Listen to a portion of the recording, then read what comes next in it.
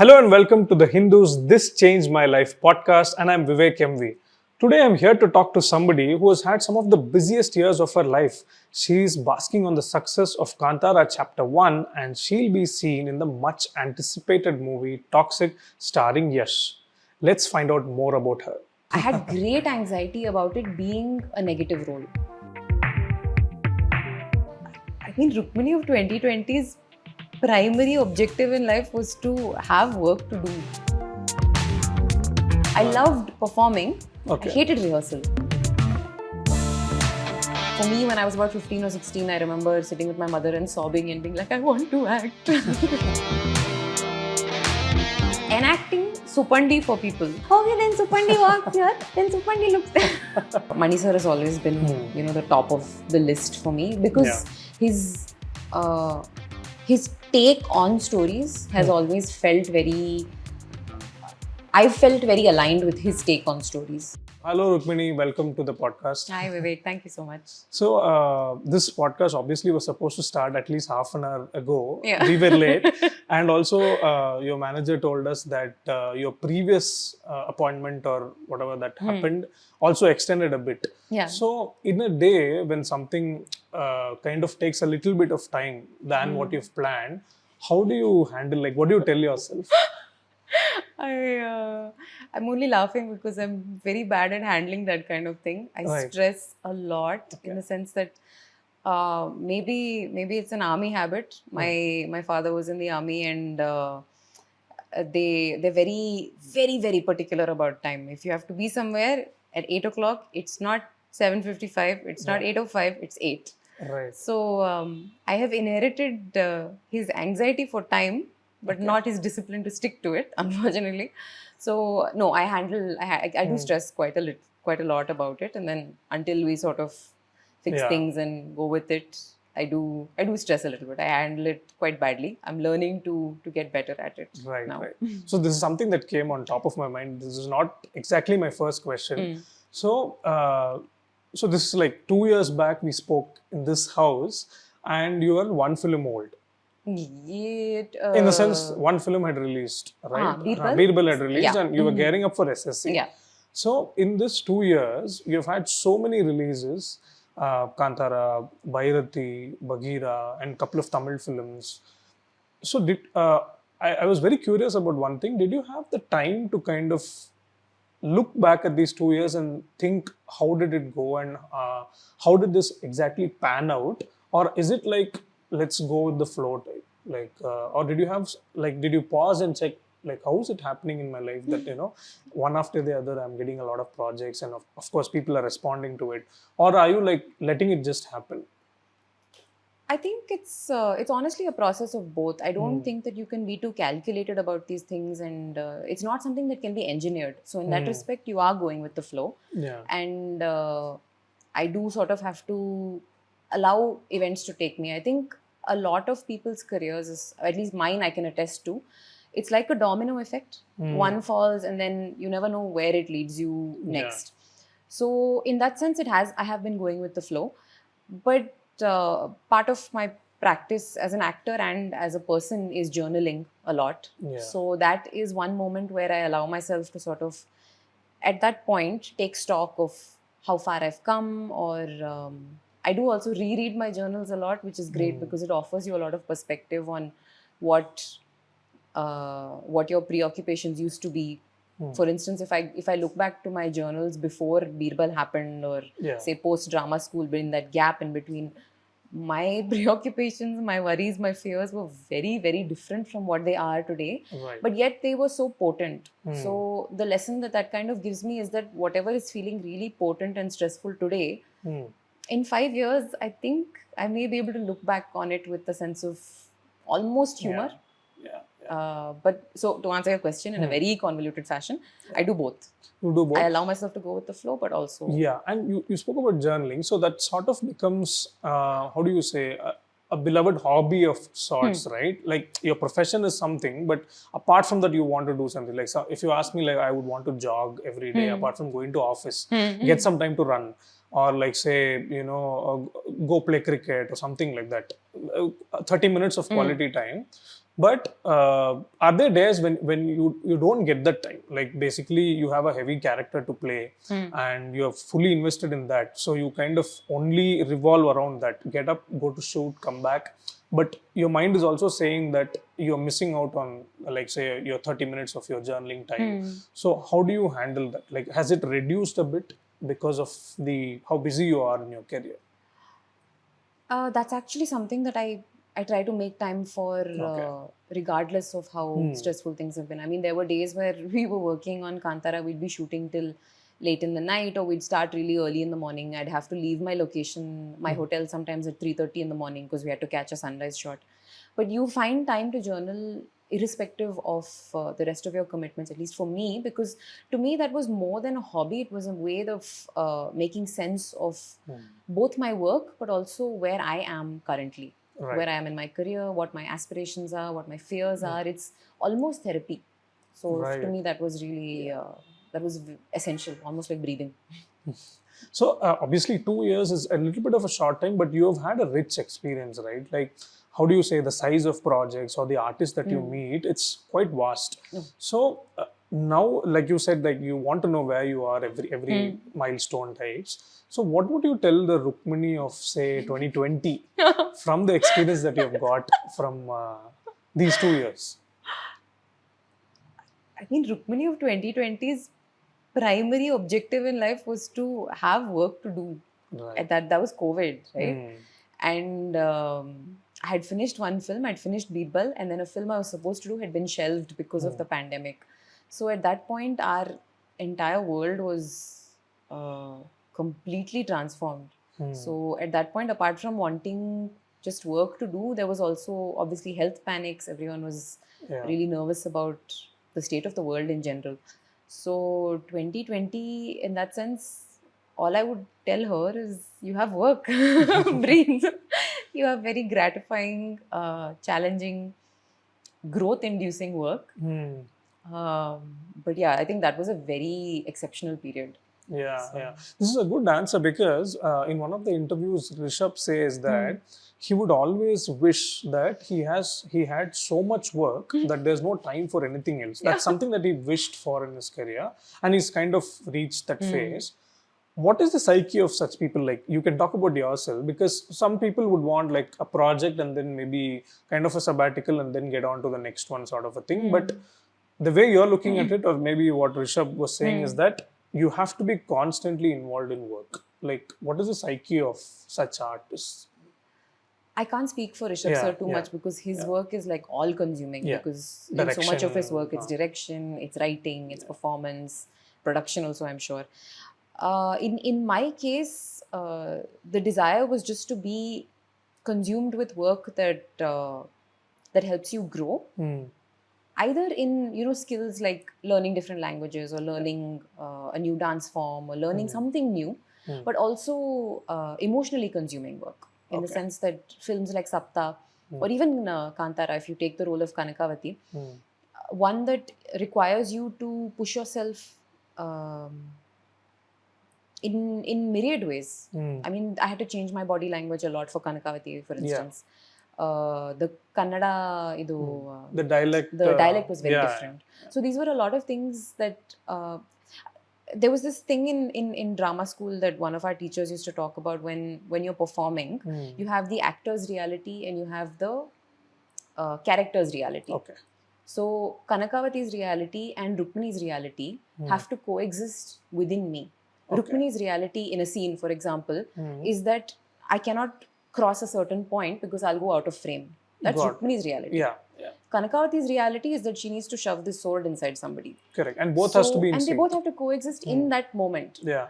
And also be alive to my co-actor. Yeah. So I think my desire was just to be involved in work that has the space for these multiple realities to kind of exist at the same time, for me to have to multitask, for all these like neural connections to be going on. Yeah. But I mean, I think that's probably what I was looking for when I said that I wanted to be involved in work. yeah. It's interesting how you talk about the things that you picked up in your like film sets and all that. But before all these things happened, we had an interesting chat 2 years back, and you said that how you kind of manifested being part of Sapta Sagaradaache Ello, kind of chased the film team and got hold of them and all. But before that, was there any life-altering experience or something that impacted you that changed you as a person, or maybe that kind of had a different outlook as far as the craft of acting or cinema is concerned? I'm not sure if there's one specific moment. Yeah. I think it's sort of been a patchwork of multiple different things. When I think maybe when I was in school performing in plays, then it's very strange because my mother and father had written a play that I had been a part of when I was about 10 or 12. Right. And I hated the process. Okay. I just hated it. I hated As in going on stage. Yeah, I loved performing. Okay. I hated rehearsal. Okay. It felt very tedious to me, which is Okay. classic 10-year-old behavior. But just 3 years later, when I was 13 or 14 in school and we were putting on a play, there I began to love the rehearsal process. I loved, the fine tuning of a certain thing, getting feedback, playing and riffing on a certain character. So I think that was a very significant change. And then the aspiration to start learning acting and being able to articulate that. I think for a lot of actors, we all have this key moment where we articulate to people other than ourselves that I'd like to try acting. Correct. It feels like a very audacious thing to say. So for me, when I was about 15 or 16, I remember sitting with my mother and sobbing and being like, I want to act. And she didn't know what to do with it. She was like, okay, go for class then. Yeah. And then obviously, auditioning for and getting into drama school also for me was a very audacious act. I think at that point when I had finished school here in Bangalore, I just Googled the top drama schools in the world. Yeah. And at that point, I wasn't really looking at film. I was looking at stage performance. Okay. And one school was consistently showing up on every list that I saw, the top 5. There was always this school called RADA, the Royal Academy of Dramatic Arts. So I don't know how, because I don't think I'm that brave today, but I somehow plucked up the nerve and auditioned. Right. And I think maybe that would be one of those moments to me that was very pivotal, because it was one of the first places where I had a completely unbiased group of people saying, okay, you have something in you. Correct. There's some spark. It's raw. There's potential for something. Okay, come. Right. It's interesting because it's very ironical, because your daily process of acting, like for films, obviously involves rehearsals, right? But you started off hating that process. What is your association now? Like, say, obviously not every film set will have an atmosphere where the director says, let's go to the sets and find out how we'll do it. Like, at least there should be at least 40 to 50% of preparation from your end, always, right? So where have you reached as far as rehearsals are concerned? Like, do you leave it a little bit last minute so that, let's see the magic of last minute, right? Like for this interview, I had some pointers. Like what I'm talking to you is exactly not what I've framed. Yeah. But in the same way, like your process of rehearsals, how has it changed? Like, and how much of it are you picking it up from the drama school? You can give an example so that it becomes more easier for you also, like say Kantara or... So with Kantara, what was really lovely was that we had an inbuilt rehearsal process. Rishab sir was very keen that I come to Kundapura early for rehearsals. So I made a few trips down to Kundapura before shooting started for my portions to work with one of our writers, Anirudh Mahesh. I was working with him throughout that rehearsal process. It was about 4 days, I think, that we worked on it, and we worked on body language, and a lot of the stuff we did was actually a throwback to drama school. A lot of it seemingly had no connection to the world of Kantara or the world of Kankavati, but it was just sort of breaking out of I think we all fall into habits of performing in a certain way, especially if it's in a language that you're more familiar with. Yeah, I wanted to ask. We go into autopilot a little bit.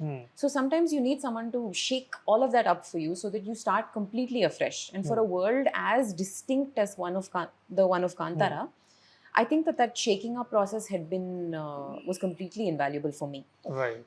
But I don't know, Vivek, if I use specific, it's not like for one film I'm using Meisner purely, or for one I'm Yeah. using Stanislavski purely. Or, I mean, there are really lovely institutes in India as well. There's a Correct. school it's called Adi Shakti in Yeah, Pondicherry. yeah. There they work on Correct. breath work and Yeah. emotional masking and stuff. Yeah. So sometimes I was using those techniques as well. Nice. And I think it depends on how concrete the vision of your director is for what they want in that moment. Yeah. If they want you to play around and experiment a little bit and there's time for it, You can. then you can. Yeah. But it's mostly the need of the scene, because sometimes you'll be shooting in the middle of traffic in Majestic. Correct. You can't be too indulgent with Yeah. your process over there. You need to get something out of the way. You need to get something out of the way. But if you're shooting in a studio setup, you have time. Yeah. And I think basically what I'm trying to say is that it's a cumulative Correct. Yeah. Fair enough. Yeah. process. Yeah. But then, how was it for Madarasi? I saw the film. Lovely performance from you. But there, you had to be a little bit of, how do you say? It's not a very comfortable character, right? Like, it's not like completely drama. There's a lot of running around involved. You have to show the tension in that face, and also you're speaking a language that's entirely not familiar to you. So how did that happen? Were there a lot of rehearsals for that? And we did a couple of readings, and I did a lot of work with some of the ADs to just make sure that I was getting the dialogues right. Eventually, I did not dub for myself. Okay. We had a dubbing artist who did that. But just so that, they have it easy to match, and also for my co-actor, for Shiva sir to be able to hear it and respond accurately, I did a lot of work on the language. So that's more linguistic work. But Madrasi was interesting because it's a slightly more commercial film. Okay. But I think at the end of the day, it's just the conviction in the situation. Yeah. As different as it may be, as heightened as the stakes might be. Correct. You kind of just need to double down on that. Like focus completely completely to that on scene. that moment. Yeah. Even though it may seem a little heightened, you still have to just focus on. For me, what has always helped is the dynamic with my co-star, whoever that may be. So with Shiva sir, I had a lot of scenes, and he surrenders completely. So it gets a lot easier to sort of echo that energy. Yeah. So I'm also curious about one thing. Like, say, until we get into a process of acting continuously, that is one part of your life, right? Now it's sort of become very continuous. Like, you have to pick up projects, go to shoot, come back, think of the next sort of a thing. So was there any habit that you picked up to maintain the discipline? For example, I always think that I have to reduce my social media addiction, but it's not happening. But I tell myself that I'll be a better person if I do that. Maybe my attention span will be better. Something I don't like. Like, did you pick up any habit so that, you're completely focused on your career? I mean, the social media one is true even for actors, and it's something that can suck you in very, very, very easily. I think it's engineered to do that, but that's something that's a work in progress. I can't say I've been very successful with it. One thing that I do, one habit that I do like to kind of foster is that I feel like our phones, especially because they're smartphones now and you can do so many things on them, I think it kind of dilutes your focus when you're on set. So for me, I have multiple activities on set that kind of, I used to try and keep my energy in one place as opposed to having it sort of spread out. So journaling again is one of those things. But that can also get a little too consuming, because when it's a difficult role, for instance, I was finding with when we were doing Sapta with Priya, some of the more emotional moments were quite consuming and they were quite exhausting. So I had to find other things that I could do in those moments that keep my energy as focused. Correct. Because and what are those things like? For me, sketching helped a lot. Sketching. Because it means that for those 5 minutes or 10 minutes or 30 minutes, however long you choose to sketch, your attention is focused entirely on one thing. Yeah. You're observing the contours of a chair, or you're observing someone who's working on something or standing stationary, which means that your focus is still directed to one thing, as opposed to answering messages on WhatsApp or listening to music or Googling some artist, or even when you're reading. I would find that helpful in some places, depending again on the scene that you're doing.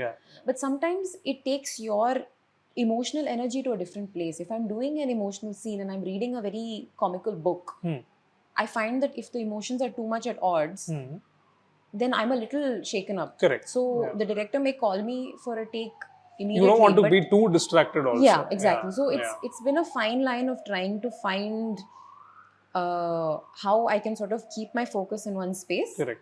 As well as the mood of the but not exhausting myself entirely by just being consumed. I'm not a methody kind of actor. So. Yeah, lovely.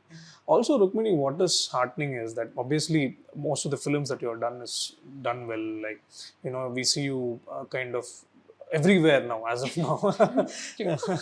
Yeah, that is quite heartening. But what we may not know is that in this success journey, you would have also had some vulnerable moments, right? Like, say, like certain moments that you will doubt your craft. Like, for example, like a batsman might be scoring a lot of runs and then suddenly one day he might get out in the first ball. That might make him question, like, okay, what about those 1,000 runs? Did I get it by chance or something like that?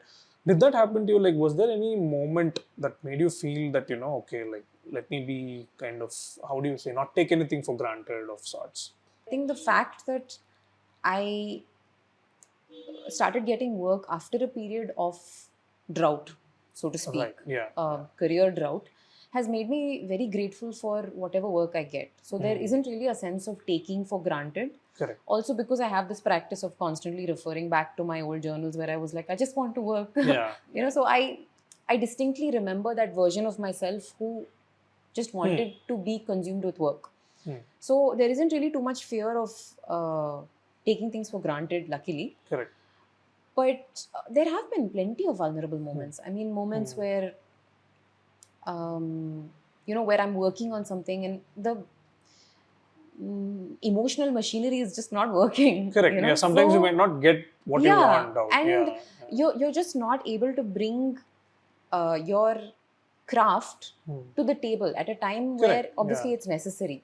So, and I think the use of the word machinery perhaps was wrong in my part because human beings are not machinery. Sometimes you might have a day where something's not clicking. It's just not working for you. So there have been plenty of those moments, but luckily I've been surrounded by people who understand that and who are gentle with those off days.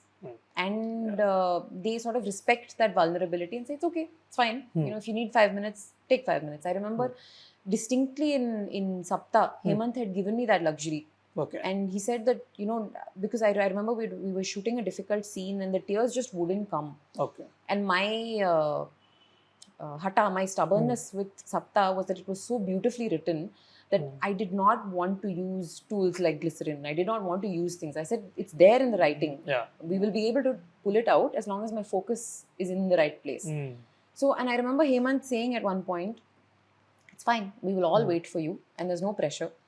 When you're ready, just say you're ready and then we'll roll into it. Okay. So, yeah. So I've been surrounded by people who recognize that vulnerability. Okay.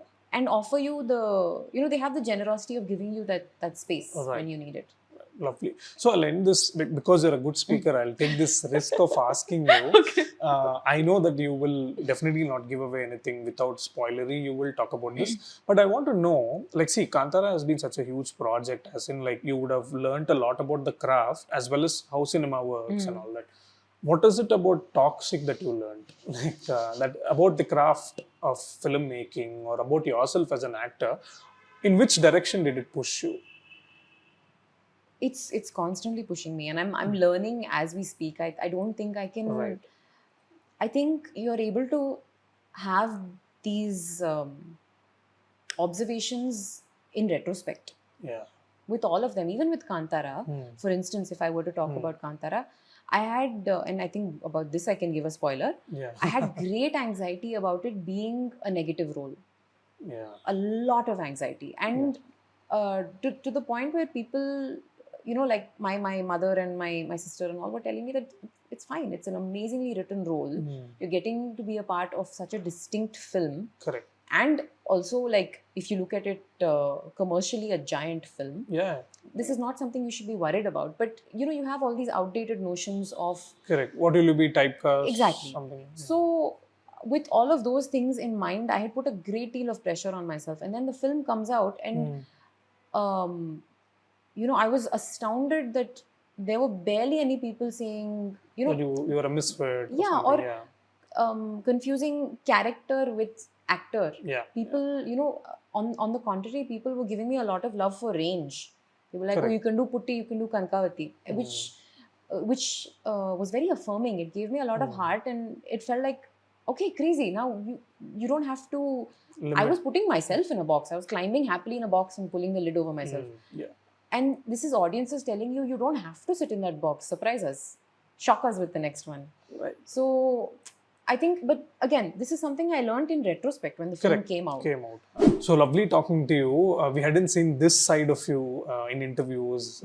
So we want to know a couple of things. One is, which is the comic that you grew up on?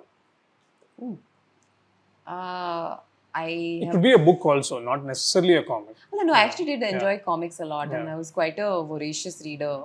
My parents used to buy us a lot of Amachitra Kathas, which definitely count. Yeah. But Tinkle was lighter reading. I was about to say Tinkle. Actually, strange enough, I think I started my performance practice early because I used to insist on enacting Supandi for people. Okay. Like I used to like act it out. But how do you act it? Because I have it no wasn't. idea. It was probably very bad. Yeah. And people were probably just humoring a 5-year-old who's like, okay, then Supandi walks here, then Supandi looks there. So, but it's strange you say that because I used to kind of like, how do you say the dialogues of Shikari Shambhu. Like, I don't know, I used to talk like him without knowing how obviously he talks. So yeah.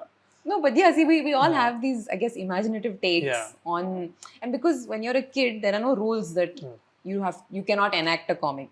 So you grab a captive audience, make them sit, and you do Supandi.